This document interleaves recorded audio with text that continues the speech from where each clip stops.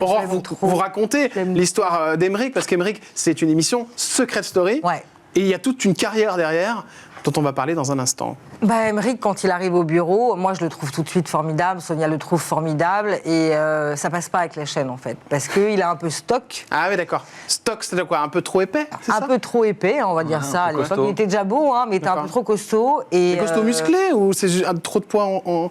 Bah, un peu les deux. Un peu les deux, ouais, un peu les deux. Je savais pas qu'il fallait maigrir pour faire de la télé, moi. Et donc, si tu veux, quand tu es directrice de casting, tu sais après ce qu'il faut, quels sont les ingrédients qu'il faut pour bien vendre ton candidat, ton talent, en fait, à la chaîne. Donc, il est revenu plusieurs fois. Il m'a envoyé des photos de sa métamorphose un peu. Vous avez fait une sèche, en fait? Exactement. D'accord. Et du coup, je suis repartie à la charge.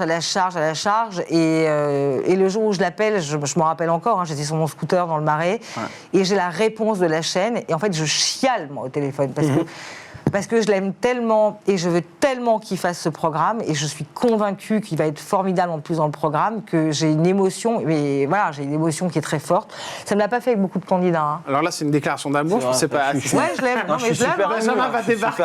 Mais Benjamin, il sait que je l'aime. Il m'a dit, calme-toi. Il m'a dit, calme-toi, n'oublie pas que t'as un mari. Mais tu sais que j'aime Aymeric. Il est un peu jaloux, Benjamin? Il est toujours jaloux, Benjamin. Ah, j'adore. Après, il connaît mon affection pour Aymeric. T'inquiète pas, Benjamin, je la surveille. Non, mais je suis super ému, je la remercie, et tout ce qu'elle a dit, je pourrais lui retourner. Vraiment, c'est une femme qui a jamais changé. C'est un milieu qui est très pourri. Compliqué, ouais. Qui est vous avez compliqué. vécu pas mal de choses, vous.